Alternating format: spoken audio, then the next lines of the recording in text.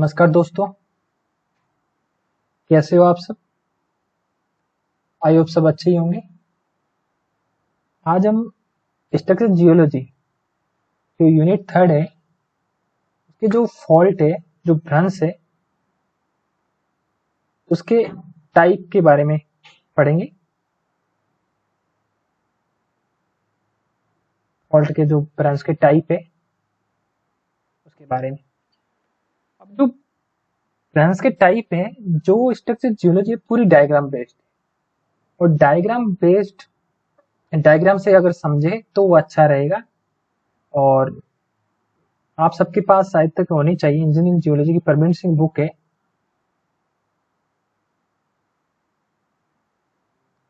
Engineering geology book है परवीन सिंह, और उसमें क्या है, जो स्ट्रक्चरल जियोलॉजी जैसे अनकंफर्मेटिव वेव, फॉल्ट वेव, जॉइंट, ये डायग्राम बहुत अच्छे दिए हुए।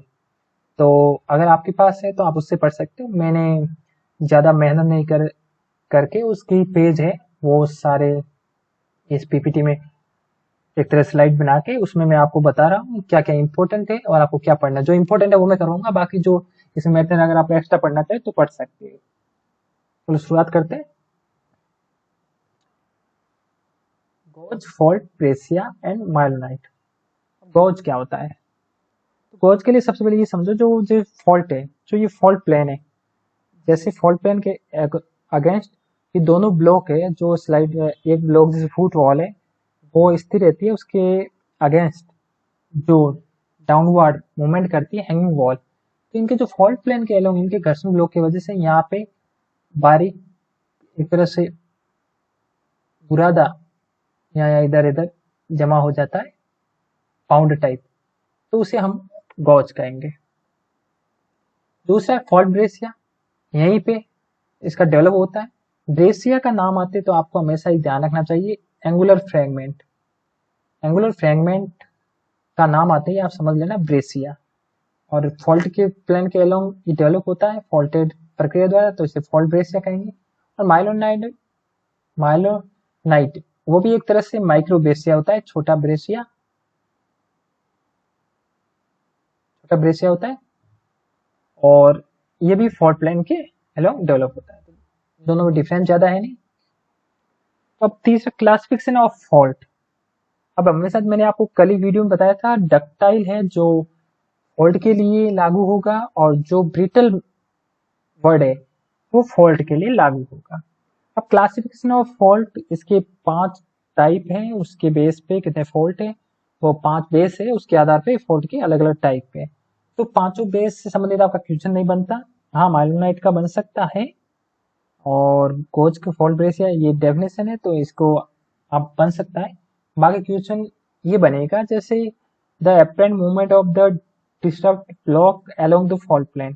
पहला टाइप ये, इसके अंदर जैसे नॉर्मल फॉल्ट आता है तो नॉर्मल फॉल्ट की डेफिनेशन क्या क्या वो मैं आगे आपको बताता हूँ। तो इसमें 5 टाइप है, जिसमें पहला है the apparent movement of the disturb block along the fault plane, the direction of slip की डायरेक्शन का, the relation of fault attitude with the attitude of the displaced bed, the amount of dip of the fault, mode of वगैरह, इन पांचों के आधार पे। तो सबसे पहले apparent movement as the basis. सब पहले हम जो ये है apparent movement as the basis, इसके आधार पे हम, तो नॉर्मल फॉल्ट में क्या क्या क्वेश्चन बन सकते हैं, तो उससे हम पहले नॉर्मल फॉल्ट होता क्या है। नॉर्मल फॉल्ट कुछ नहीं, एक फॉल्ट ही होता है जिसमें हैंगिंग वॉल डाउनवर्ड जाती है, और जो फुट वॉल स्थिर रहती है, हैंगिंग वॉल डाउनवर्ड जाती है। और जो इसका एक तो ये होता है हैंगिंग वॉल नीचे की ओर है। दूसरा अगर रिवर्स होता है, रिवर्स में क्या होता है, जो हैंगिंग वॉल है वो फुट वॉल के अलोंग ऊपर की तरफ जाती है, मतलब उसका मूवमेंट अपवर्ड होता है। दोनों में डिफरेंस यही है। अब इसमें एक ये ध्यान है, इंक्लाइन एंगल है वो कितना होता है 45 एंड वर्टिकल, मतलब 45 एंड 90 डिग्री तक इसका एंगल होता है। एक क्वेश्चन ये बन सकता है। दूसरा इसका हैंगिंग वॉल। तीसरा इंपॉर्टेंट है वो ये है नॉर्मल फॉल्ट जो सामान्य भ्रंश है, cause an extension in the crust, मतलब जो भूपटल है उसके विस्तार में इसका रोल है, कारण है। कौन कारण है? नॉर्मल फॉल्ट, तो ध्यान रखना। और रिवर्स फॉल्ट में जो क्रस्ट है उसकी शॉर्टनिंग, तो उसका एक तरह से कमी में कौन जिम्मेदार होगा? रिवर्स फॉल्ट, वो आगे हम पढ़ेंगे। अब दूसरा ये, पहला जो आपके जो हैंगिंग वॉल फुटवॉल, दूसरा जो इंक्लाइन से एंगल है जो 45 एंड वर्टिकल, तीसरा normal fault causes extend in the crust, and चौथा जो इम्पोर्टेंट वो ये है कि नॉर्मल फॉल्ट को कभी कभी ग्रेविटी फॉल्ट कह देते हैं, जब स्पेशली जब जो हैंगिंग वॉल है उसके एक्चुअली वास्तविक रूप से मूविंग डाउन, मतलब नीचे की तरफ डाउन जाती है, किसकी वजह से, एक्चुअली वास्तव में, तो उसे हम ग्रेविटी के अगेंस्ट, ग्रेविटी, तो उसे क्या फुट वॉल कहेंगे, ठीक है, सॉरी फुट वॉल कह लो, तो उसे हम ग्रेविटी फॉल्ट कहेंगे। अब दूसरा है हॉर्स एंड ग्रेबन, कुछ नहीं, हॉर्स एंड ग्रेबन में दो नॉर्मल फॉल्ट होते हैं, उसके अलोंग एक जो ब्लॉक है वो बेस साइड अगर ऊपर उठ जाता है तब उसे हम हॉर्स कहेंगे, और नीचे चला जाता है तो ग्रेबन कहेंगे। तो और इसे, अब इसमें है sometime it may be high and extensive enough, जब दोनों नॉर्मल ब्लॉक से एक बीच वाला ब्लॉक अगर ऊपर उठ जाता है तो एक बहुत ज्यादा, तो ब्लॉक माउंटेन का निर्माण करता है, तो इसे ब्लॉक माउंटेन कहेंगे।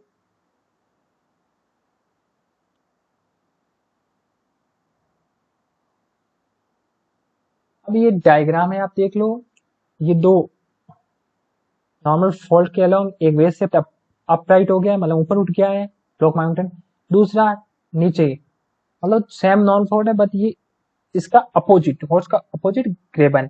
अगर आपको याद रखना है तो ग्रेबन से आप सोचो, जैसे गरीब लोग होते हैं तो उसे हमारी कंट्री में समाज का निचला तबका कहते हैं, इसलिए कहते हैं क्योंकि वो आर्थिक रूप से हर रूप से पिछड़े होते हैं, तो ग्रेबन से आप ये हमसे डाउनवर्ड। और जो हॉर्स घोड़ा होता है, घोड़ा खड़ा होता है तो घोड़ा उठा हुआ, तो उससे आप ये थोड़ा एक दे सकते हैं एक अपने व्यू से। दूसरा है जो ग्रेबन, it is almost reverse of horse, मतलब इसका उल्टा है, वो तो मैंने आपको बता दिया। ग्रेबन जनरली, और ये दोनों एक दूसरे के साथ जुड़े हुए होते हैं, और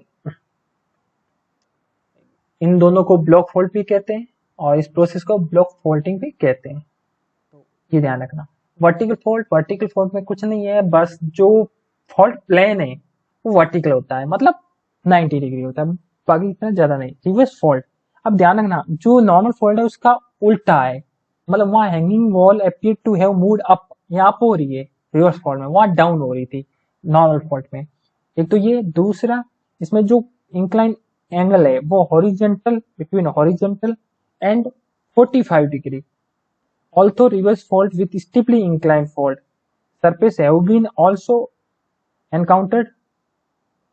अब इसमें आपको ये ध्यान रखना है, एक तो क्या है, जो हैंगिंग वॉल है वो अप साइड होती है, दूसरा इसका इंक्लाइन बिटवीन होता है हॉरिजॉन्टल से 45 degree, and reverse fault, important ध्यान रखना, reverse faulting involve shortening of the crust of the earth.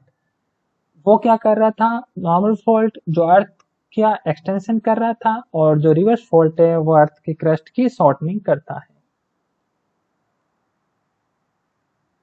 अब थ्रस्ट फॉल्ट को एक तरह से रिवर्स फॉल्ट भी कहते हैं, बट ये है कि इसमें जो फॉल्ट डीप होती है एंगल वो 45 डिग्री से कम होती है।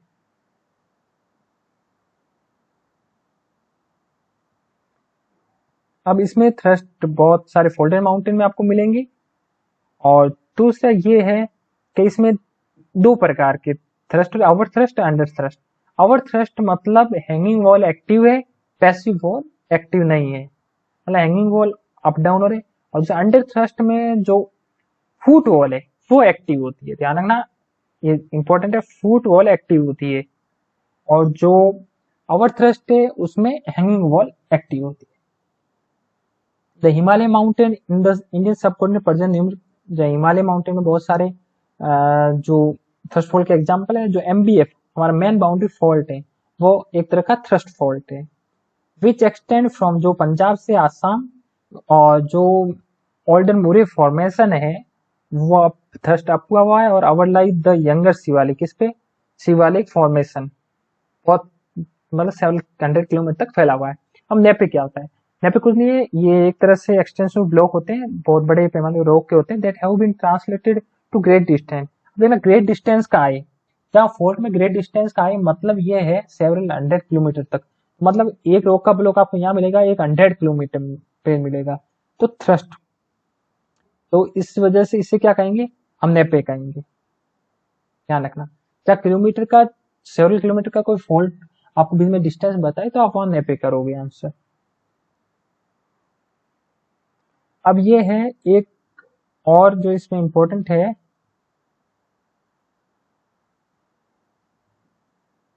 ये thrust block are filled up one among and another and all fall surface dip in some direction. मतलब ये थ्रस्ट, अब जो थ्रस्ट हो रहा है ब्लॉक का वो फिल्ड अप मतलब एक दूसरे के, एक के ऊपर एक, और जो इनकी डीप है वो सेम डायरेक्शन में हो रही है।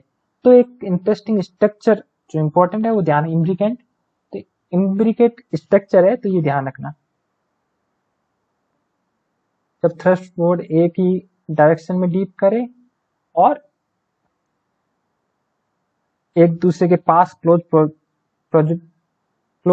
प्रोक्सिमिटी मतलब पास पास पाई जाए, और दूसरा एक दूसरे के ऊपर एक दूसरे से फिल्ड अप ऐसे हो जैसे, मतलब एक दूसरे के ऊपर चढ़े हुए, लाइक जैसे, और डीप उसका है जो सेम डायरेक्शन में करे, तो इम्ब्रिकेट स्ट्रक्चर कहलाएगा। अब strike slip fault, strike slip है जैसा नाम है वैसा ही है। दिस में भी एक तरह का ओरिजेंटल हो सकता है, आप ओरिजेंटल देख लो, वहां वर्टिकल फॉल्ट था, ये ओरिजेंटल है। इसे ट्रांसकरेंट फॉल्ट भी कहेंगे। देखो ओरिजेंटल, जो इसका फॉल्ट प्लेन है वो क्या है, ओरिजेंटल है, और ये मोस्टली कहाँ, ओशियनिक रीज में डेवलप होते हैं, जैसे transform fault. This may be defined as fault and which faulted block have been moved against each other in essentially horizontal direction, like strike direction में। और दो स्ट्राइक स्लिप फॉल्ट का जो बेस्ट एग्जांपल वो San Andreas fault है California का। Hinge fault, hinge का मतलब जो हमने फॉल्ट में देखा था, हिंज का मतलब ये होता है एक बिंदु जहां दो लिम्ब मिलती है। तो ये एक तरह से इन दो फॉल्टेड ब्लॉक, जैसे इनमें फ्रैक्चर डेवलप होता है तो एक हिंज पॉइंट के अलोंग ये फॉल्ट का जो ब्लॉक है वो रोटेशन करता रहता है अप डाउन, और जो इसका एक तरह पॉइंट है, मिडिल पॉइंट है, हिंज पॉइंट पे ये अप डाउन होते रहते हैं। तो ये हिंज पॉइंट, तो ये, और इसे पिवोटल फॉल्ट भी कहते हैं और रोटेशनल फॉल्ट भी कहते हैं। तो एक बिंदु पे ये इनका मूवमेंट ऊपर तरह राउंडेड एक तरह रोटेटेड हो सकता है। अब in such fault the amount of displacement increase away from the hinge point, क्योंकि जो हिंज पॉइंट होगा वहां पे जो डिस्प्लेसमेंट कम होगा क्योंकि वो अटैच होगा, बाहर ये जैसे खुले होंगे, तो यहाँ पे इसका डिस्प्लेसमेंट क्या होगा, बढ़ता जाएगा।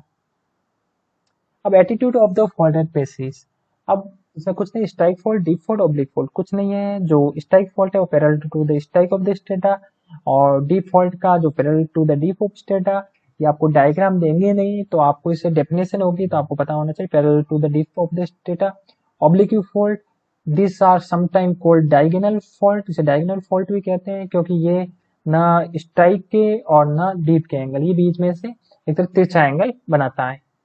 ध्यान रखना, ये डायग्राम है डीप का, स्ट्राइक का और ऑब्लिक।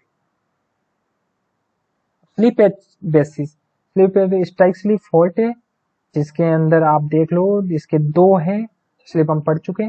तो ब्रेंच फॉल्ट और ट्रांसफॉर्म फॉल्ट।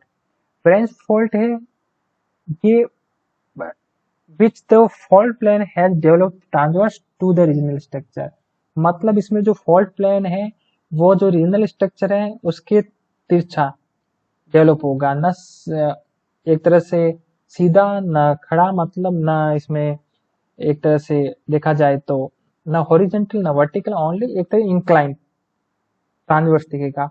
और also same manner the dip of fault is very steep, तो वेरी स्टीप मतलब बहुत 90 डिग्री से नजदीकी होता है।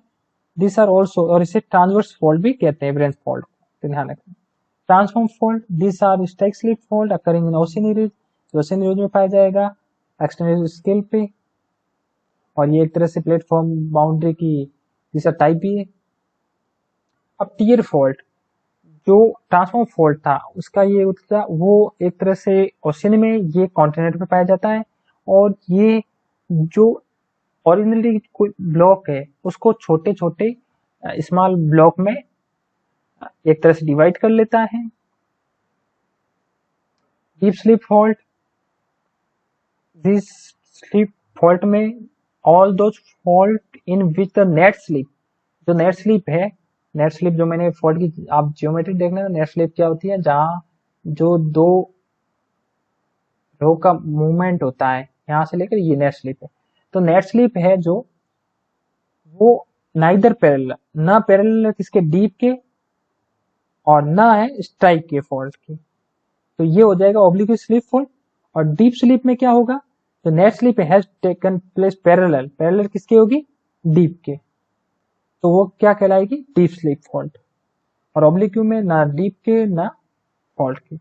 मोड ऑफ अकरेंस बेसिस, जो उसके पाए जाते हैं उस पे बेसिस पे parallel fault, A group of fault occurring in close, एक ग्रुप मतलब फॉल्ट का ग्रुप है वो पास पास में पाया जाता है, तो उनके जो फॉल्ट प्लेन है वो striking essentially in the same direction, उनकी जो स्ट्राइक है वो सेम डायरेक्शन में होगी, पैरेलल, सेम डायरेक्शन में पैरेलल होगी, एंड इक्वल डीप, और उनकी जो डीप है वो इक्वल होगी, तो उसे क्या कहेंगे, सबको पैरेलल फॉल्ट कहेंगे। In some cases is intervening block are down through in the same general direction, so is view from one sided, the group give a step like appearance। कभी कभी क्या होता है, सेम डायरेक्शन में deep करते हैं तब आप देखो ये एक तरह से स्टेप लाइक, स्टेप लाइक मतलब सीढ़ियों नुमा संरचना, तो ध्यान रखना, इसे क्या कहेंगे, पैरेलल फॉल्ट या स्टेप फॉल्ट भी कह सकते हैं। दूसरा एंचिलियन फॉल्ट, तो इसमें ध्यान रखना ये बिल्कुल छोटे साइज के, स्मॉल साइज के फॉल्ट होंगे, तो एक दूसरे पे ओवरलैप करेंगे, एक खत्म होने से दूसरे की शुरुआत हो जाएगी, तो ये क्या करेंगे, एंचिलियन। देखो 1 1 2, एक एंड हो रहा है, दूसरा शुरू हो रहा है, तीसरा चौथा।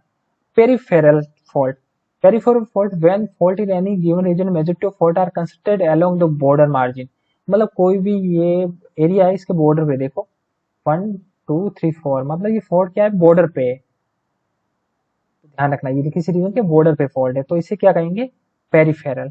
और रेडियल फॉल्ट, जो फॉल्ट है ये चारों एक ही बिंदु की तरफ मूवमेंट कर रहे हैं, कॉमन सेंट्रल रीजन, देखो एक group of fault appear emerging outward, बाहर से लेकर एक कॉमन सेंट्रल पॉइंट की तरफ, तो ये क्या कहलाएंगे, रेडियल फॉल्ट।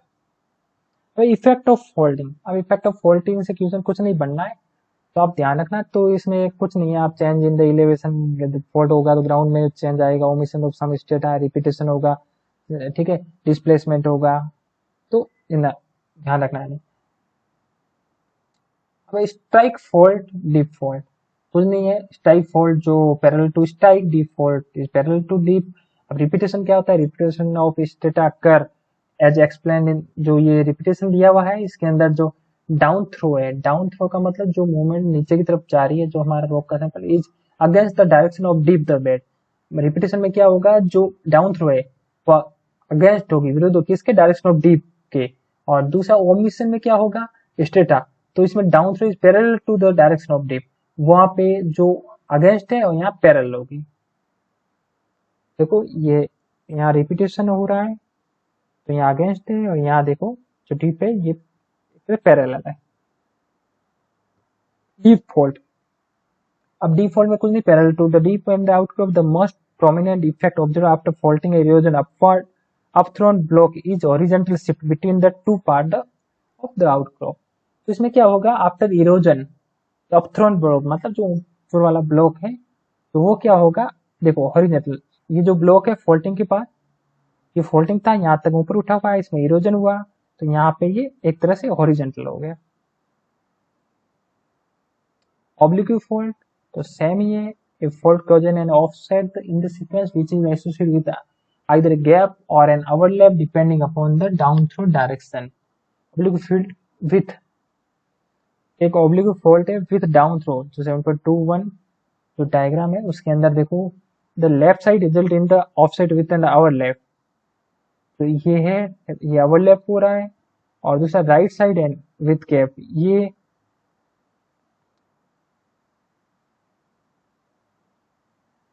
अगर लेफ्ट साइड देखो डाउन थ्रो लेफ्ट साइड हो रहा है तो ये रिजल्ट है, और अगर डाउन थ्रो राइट साइड में हो रहा है तो ये गैप के साथ रिजल्ट है। इसमें समझने वाली बात नहीं है, बस आपको जो मैं कहूँ वो याद रखना, important important. Effect on fold strata इसका कुछ नहीं है, ज़्यादा इसे देखने की जरूरत नहीं है।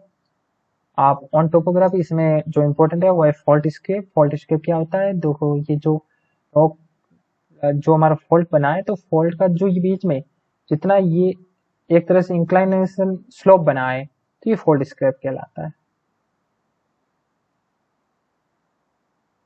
अब रिकॉग्निशन ऑफ फॉल्टिंग मतलब फॉल्टिंग की पहचान, प्रेजेंस ऑफ सिलिकॉन साइड ऐसी, ठीक है। एबनॉर्मल बिहेव ऑफ स्टेटा मतलब जो स्प्रेड है वो ऊपर नीचे होगी।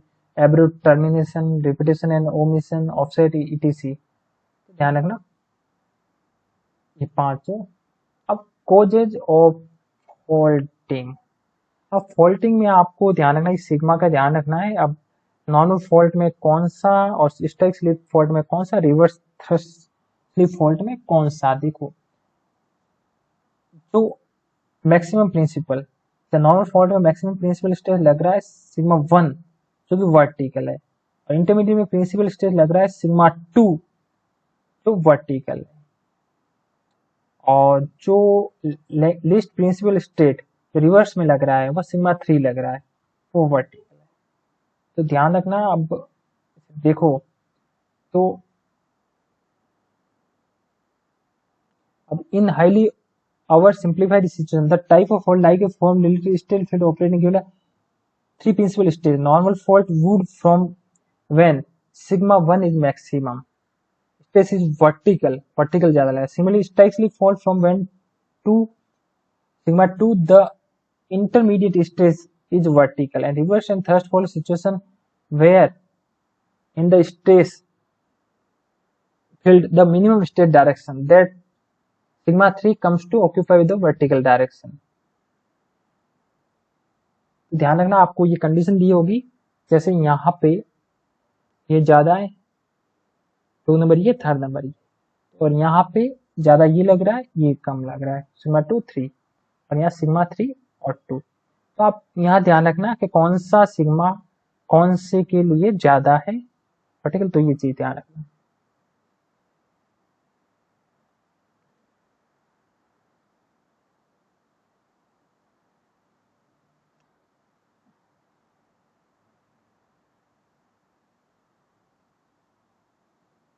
अब जो ये जो faulting associated with faulting nappe पे फॉल्ट के लिए आएगा, जो हम रिकमेंड फॉल्ट पढ़ेंगे आगे, तो उसके अंदर हमें समझ में आएगा। ये फॉल्ट का है, तो आप एक बार रिवाइज कर दो, मैं बताता हूँ इंपॉर्टेंट वो ध्यान रखना, उसे अच्छे तरीके से कर लेना। Normal fault, reverse thrust,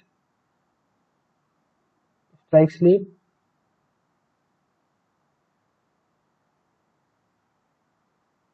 hinge, diagonal,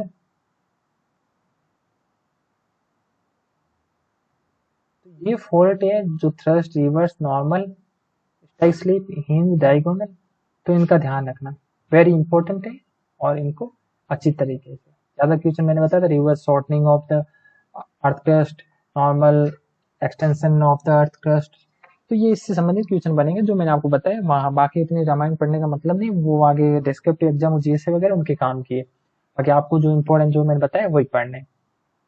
thanks.